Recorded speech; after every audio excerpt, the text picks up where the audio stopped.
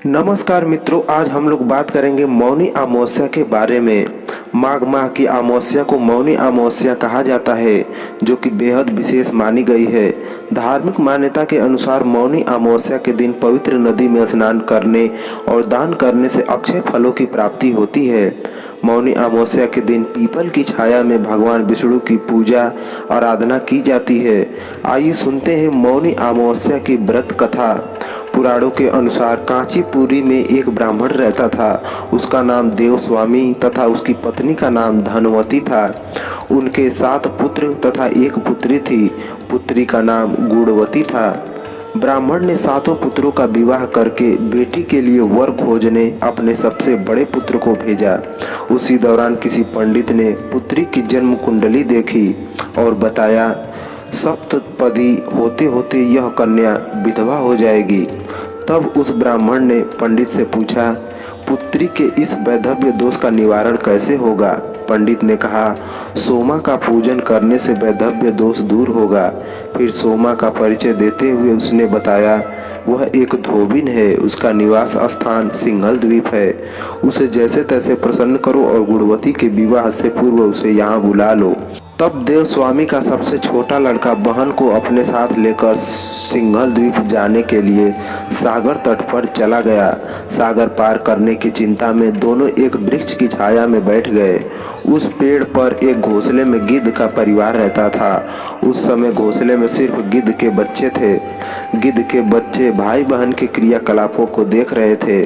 सायंकाल के समय उन बच्चों की माँ आई तो उन्होंने भोजन नहीं किया। वह अपनी माँ से बोले, नीचे 2 प्राणी सुबह से भूखे प्यासे बैठे हैं। जब तक वे कुछ नहीं खा लेते तब तक हम भी कुछ नहीं खाएंगे। तब दया और ममता के वशीभूत गिद्ध माता उनके पास आई और बोली, मैंने आपकी इच्छाओं को जान लिया है। इस वन में जो भी फल फूल कंद मूल मिलेगा मैं ले आती हूँ। आप भोजन कर लीजिए। मैं प्रातः काल आपको सागर पार कराकर सिंघल द्वीप की सीमा के पास पहुंचा दूंगी। और वे दोनों भाई बहन माता की सहायता से सोमा के यहाँ जा पहुँचे। वे नित्य प्रातः उठकर सोमा का घर झाड़ कर लीप देते थे।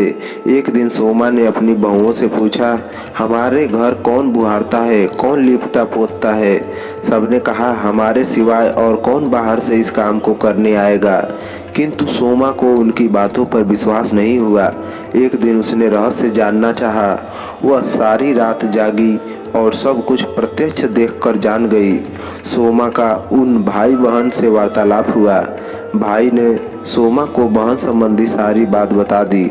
सोमा ने उनकी श्रम साधना तथा सेवा से प्रसन्न होकर उचित समय पर उनके घर पहुंचने का वचन देकर कन्या के वैधव्य दोष निवारण का आश्वासन दे दिया। मगर भाई ने उससे अपने साथ चलने का आग्रह किया। आग्रह करने पर सोमा उनके साथ चल दी। चलते समय सोमा ने बहुओं से कहा, मेरी अनुपस्थिति में यदि किसी का देहांत हो जाए तो उसके शरीर को नष्ट मत करना, मेरा इंतजार करना। और फिर सोमा भाई बहन के साथ कांचीपुरी पहुंच गई। दूसरे दिन गुणवती के विवाह का कार्यक्रम तय हो गया। सप्तपदी होते ही उसका पति मर गया। सोमा ने तुरंत अपने संचित पूड़ियों का फल गुणवती को प्रदान कर दिया। तुरंत ही उसका पति जीवित हो उठा। सोमा उन्हें आशीर्वाद देकर अपने घर चली गई। उधर गुणवती को पुण्य फल देने से सोमा के पुत्र जमाता तथा पति की मृत्यु हो गई। सोमा ने पुण्य फल संचित करने के लिए मार्ग में पीपल वृक्ष की छाया में विष्णु जी का पूजन करके 108 परिक्रमाएं की। इसके पूर्ण होने पर उसके परिवार के मृतक जन जीवित हो उठे। निष्काम भाव से सेवा का फल मधुर होता है। इस व्रत का यही लक्ष्य है।